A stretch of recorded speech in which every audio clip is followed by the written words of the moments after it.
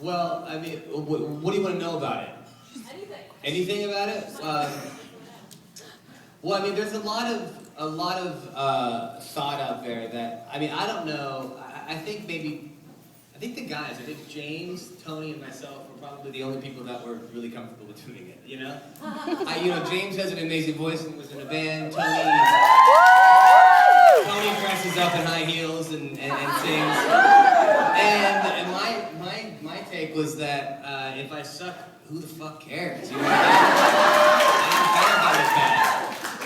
And I gave it the old college try, and it wasn't that bad. So it was really, I was so excited to do it, and people were saying, oh, Buffy's jumping the shark, which is, of course, a Happy Days reference when Fonzie put his foot and jump the shark. By the way, did Fonzie ever say I'm sorry in Happy Days? Because I know that was his thing. He never said I'm sorry.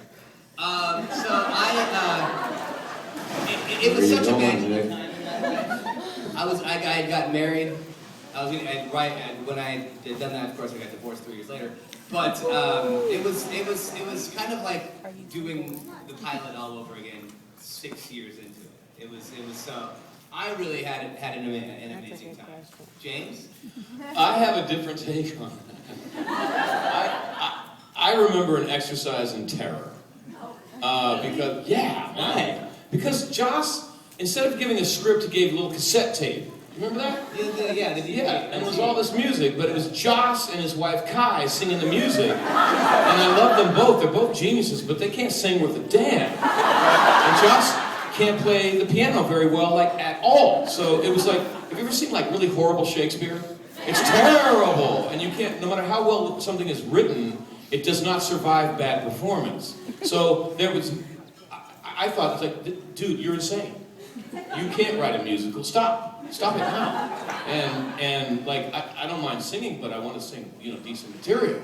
And I really thought that Joss had gone. I thought that the workload had busted his mind open, and he was going to flush everyone's career down the toilet. This is where, for me, ignorance is bliss, because I didn't know that it was bad playing. I'm like, this is so beautiful! But I remember what I was proud of is there were, and Nick is right, there were cast members that were very uncomfortable performing music because they didn't get hired to be musical performers, and it was like asking people to suddenly juggle chainsaws. I didn't tell you I could do that. But everyone begged Joss not to do it or not to make them do it, and he wouldn't be dissuaded. He never is. And at some point, people just kind of started to work really hard. And a bunch of voice coaches came on the set, and a bunch of dance people came out, and everybody started to really kind of knuckle down and decide to do it. And it was your dance. It was a Xander dance.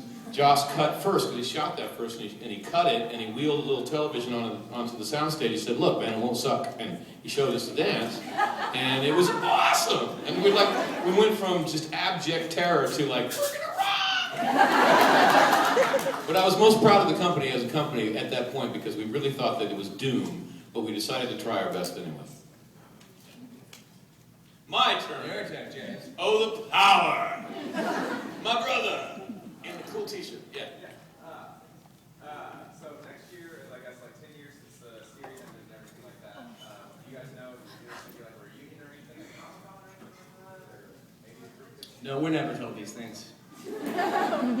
We're kept in the dark like mushrooms, man. Yeah, I don't know, a reunion just to get together and say hi? Not like a mixer between you guys, but I would love it, man. If I'm invited, I'll come. But I haven't heard it. I mean, I'll throw it. You guys just... Right on. I'll mess up your house. Right on. Please do. Come to my house. Deep man standing by the microphone. Actually, Yeah. What a novel idea. My question is for James. Oh, fuck yourself. At least pretend. I'm sorry. It's a Buffy/Angel question, and I don't think you were ever in Angel, so okay. So, I'm sorry. I've also never seen an episode. Fuck you too. question to James is, what was it? Was it more fun on the set working on Buffy or working on Angel, or was it about the same? You know, it was the same writers, it was the same directors, it was a lot of the same cast. So it was a very similar experience. The only difference for me was on Angel, I imperiled the theme. On Buffy, I imperiled the theme. On Buffy, vampires were supposed to be ugly and very quickly dead because they were metaphors for the problems that you overcome in adolescence. And Joss got talked into one romantic vampire, that was Angel, by his writing partner, David Greenwald, and he was like, that's it, no more. I don't like that Anne Rice crap. He used to say it all the time. And I remember like about 4 episodes in, when I started working on the show, he backed me up against the wall and said, I don't care how popular you are dead, you are dead, you are dead. It sounds like it's your football, dude. It's okay. And so, you know, they really had to make sure that I didn't like ruin the theme, you know, in that way. But on Angel, it was a different theme. Angel was all about regret, which is really for probably middle-aged people, which is the problem with the show. It was about doing things and then later in life learning that was very wrong. And so I could be like a doppelganger, like a dark mirror image of Angel, and they kind of unleashed me to be the jerk that I really wanted to be. And so that was really fun. So, and it's my turn again. What's up? Yours?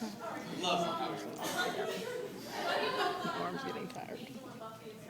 My question is actually for James. I want to say thank you. You are the reason I found my favorite book series. You read the Harry Dresden. How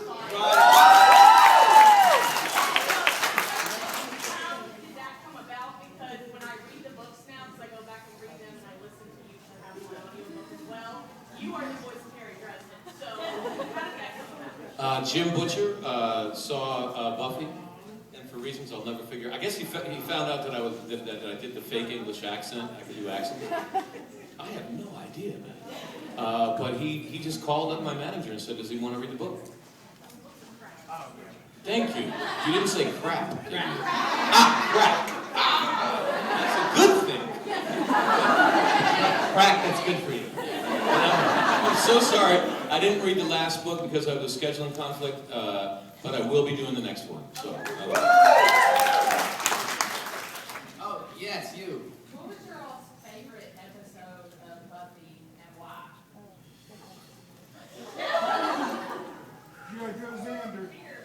Zeppo. Well, I mean, we have to put the musical aside because I think that ended up being the best one. I enjoyed, for me, this guy talking to you right now.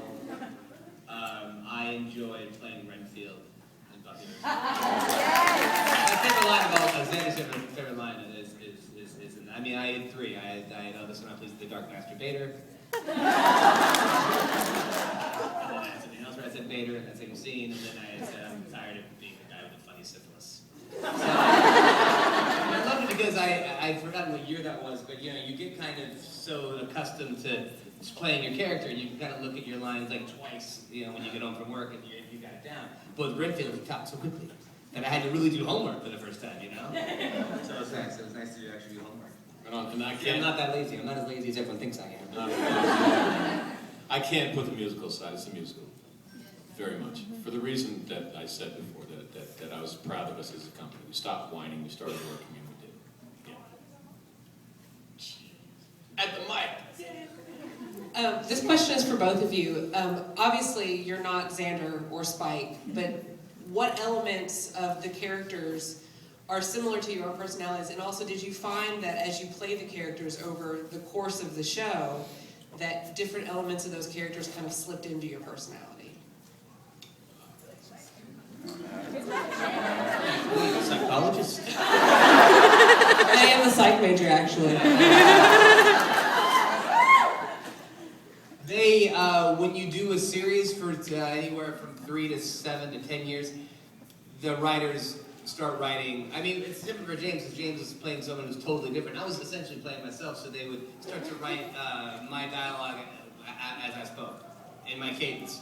So when you're playing like an alive person that's not undead or whatever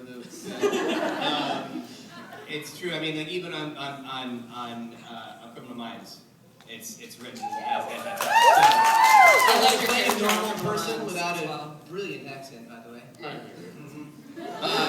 It is written as you are, with your sensibilities and your sense of humor and stuff. Yeah, for me, you know, if I had to describe myself in a few words, one of those words would be enthusiasm, and that's just not Spike. Spike is cool apathy, and that's something that I only clued into it after they wore me down by working. You know, we were known as Buffy the Weekend Slayer. Right? We would work 12 to 20 hours a day. And at that schedule, at some point, you're just like, oh, I'm just going to say these lines. Yeah. And I noticed that, and I finally kind of gave into that, and I felt so guilty about it, but then I saw the episode, and I was like, that's the best Spike I've seen. That's it! I just don't have to care. And I remember one, this is with Nick, and one episode, like, Xander, like, you're all hurt in the corner, and everyone's gathered around you, and I'm, like, sitting back on the sofa watching, and the director goes, you know, you're a series regular, and he's a series regular. He's hurt, man. You gotta go care about that. I'm like, no, I don't care.